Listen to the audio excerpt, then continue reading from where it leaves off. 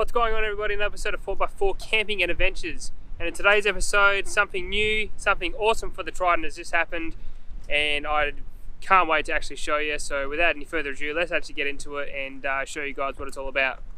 Alright, let's talk about this. Let's talk about the brand new addition to the Triton. You can probably see it behind me. I'm pretty stoked about this because I just bought it and I've only just put it on literally a couple of days ago. And I've already started putting stuff on it, but I want to go through the reasons I actually bought it. So let's go through the reasons I bought it first, and I'll take you through the whole tub actual rack and let you know what I've done to it. So first things first, reason I got this. Now, I was going to go a full-blown tray, and the reason I didn't go that is, for one, cost. As I said, YouTube's a bit of a part-time thing for me, and I was getting quotes of 4 to 5 grand for what I wanted, and it wasn't really feasible. There was other things I wanted to do, went to diff locks, all that kind of stuff first, actually make the car more capable and that kind of stuff off-road. So I was like, well, is the tray where I need to be right now? Is there things that I can actually get before I get the tray or later on down the track? So without having any sort of, anyone that could, do a tray for me, or anyone in the business that could do me one for half price or whatever, I went for the next best thing. I continued to keep the tub, and I started modifying that to how I wanted it. So first things first, the actual OzRoo tub rack. Is it any good? Yeah, it's actually pretty good. So this is all made of steel. Comes with the bolts, everything you need to bolt it all together, and they're not exactly easy to put together. I'll get into that in a bit, but I believe it's either 3 or 2 mil steel all around. It's quite thick, it's quite sturdy, it's quite heavy, and it looks like it can take a bit of a beating. Later on, I'm probably going to Raptor line it, but for now, I'm just going to leave it in the powder coated finish that comes from the box. But you got these pretty cool lights as well, built into the actual unit, which come with it, all part of the actual the actual rack.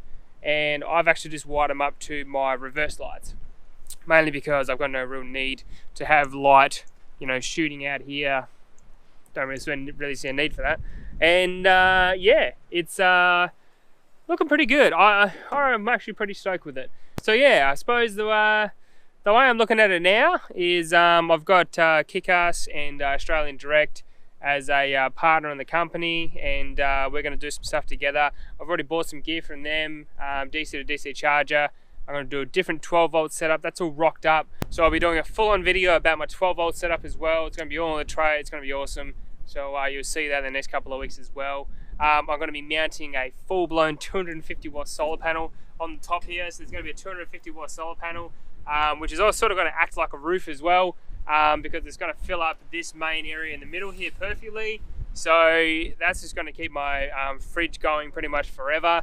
And it's going to have a dual deep cycle batteries in the boot, or in the tray I should say. So yeah, it's going to be pretty cool 12 volt setup, and I'm pretty keen to get into it again, just so I can have it all ready to go, because it's just getting back into summer. We're talking about perfect camping weather, beach camping, all that kind of stuff. I'm going to be doing heaps more, or I do a fair bit of camping anyway, but I'm going to be doing heaps more this year, and more collabs, that kind of stuff, longer trips. So I'm going to need the 12 volt for what I'm doing. So let's get into detail about OzRoo. As I said, I bought this. This wasn't given to me. 700 bucks these are worth. Are they worth it? Absolutely. Now, they are pretty hard to put together. So there's no instructions. They come with the actual unit, because they are a universal one-size-fits-all type setup. You do have to sort of work it out. Now, my advice, if you're going to get one of these, is look, I'll show you. These side bits here, so this bit here that bolts into the actual tray itself, and they've got these sort of 2 beams that go down, and there's one behind the treads behind there, so you can sort of see it. So that is the way I put it together. I put these on the side of the ute, I put the other one on the side of the ute over there, and then I actually started mounting these top pieces and the top pieces up here to essentially build the frame and the structure. Because what I did originally, the way it is now, I built that on the ground, but it's all loose. So because you have to come out to the actual width of your tray, and every tray is different, right? So it's universal, so you've got to sort of adjust it. There's no real point trying to put it on the ute and then sort of adjust it from there, because it just didn't really work. And I was finding it really difficult to put together on there. As I said, it was all wobbly because it was all loose and that kind of thing, because nothing was sort of done up yet. So I was like, nah, I'll put it on the back of the ute, get it all lined up, get it all squared, and and work perfectly. So if you got to do it yourself at home, my advice is put on the sides on the actual ute itself, and then build it from there, and you shouldn't have any dramas. Should only take about a couple of hours, I reckon. I think it took, when I got on the back of the ute, it took about 2 hours. Bolts, tightening everything up, putting extra bolts in, mounting stuff, remeasuring, all that kind of stuff took about 2 hours. So no, it's pretty good. So next stages. So I've already told you about the solar panel, told you about the batteries and that kind of stuff going in the tray, and it's going to be a pretty killer setup. I should be able to be out and about for like a week on end, obviously with dual fridges going on. So I have the Ridge Rider and the Waco in the back, so I'm going to have a hell of a setup, and I have a sort of a half roof thing going on. Yeah, there's a little bit of weather in, but I'm not really worried about that. I've Scotch Guard and Fabric Guard the actual fabric itself, and actually did rain the other day, and it didn't even cause any drama at all.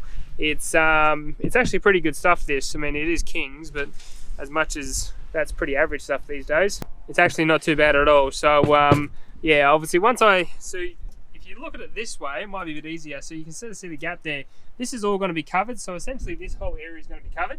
There's going to be a little bit of rain going into the actual tub itself, so I'm not worried about that. So I suppose for me, what's going to go on this side, so I've got a fairly big open space here. What I was thinking of doing is actually mounting 2 jerry cans here. So having 2 40 litre or 20 litre or whatever jerry cans there mounted to the actual rack itself, giving me a lot more you know, range and that kind of stuff when I'm going off road. There's a bigger tank to go in there as well, 135 litres from, I think, Iron Man. I can't remember now. It was Iron Man, I think. I'm pretty sure I bought it off.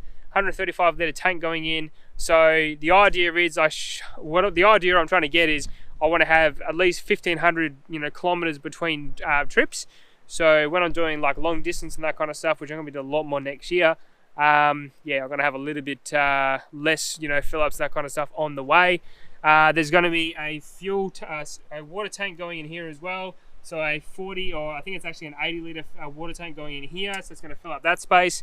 And then all the rest is going to be normal camping gear, swags, all that kind of stuff. I won't be putting a rooftop tent on because I love my swag way too much. And I'm going to have the solar panel on the roof. And that's pretty much it. So I really like where this is actually going. And I actually think it looks really tough with the, I'll sort of get a wider shot. Hopefully you can sort of see it all. It's pretty hard to get, but that's the wide shot. And then if you go from the back, I reckon it actually looks pretty good, especially with the treads and that kind of stuff mounted. I reckon it looks pretty schmick, really. So yeah, I'm really happy with how it's all sort of coming together. Once the 12 volt and that kind of stuff goes in, as I said, I'll make another video about that. But pretty much that's the new update. That's where the Triton looks now. So this side in the sun probably looks a little bit better. In the sun, I reckon it looks fantastic. As I said, once the solar panel's on there, and once all the stuff's in the back, and I'll put these sort of jerry cans sort of set up on the side here. Yeah, I reckon she's going to look. She's going to go to that whole barge style with the rack and that kind of thing. So, no, she's going to be awesome. So I might leave it there, but I can't really talk about it anymore. Essentially, it's a bunch of steel that turns into a tub rack. But if you're looking at getting one of these things, I really recommend it. A lot of people have been saying, hey, look, I've got a Triton. And look, if you've got a Triton and you've got a tub on there and you want to put some extra stuff on there, extra space, and mount some extra things, yeah, 100% get one. As I said, they come in adjustable sizes, so you can get a half rack or a full rack. I've got the full rack. So the half rack, I believe, comes to about here. So you're sort of about here.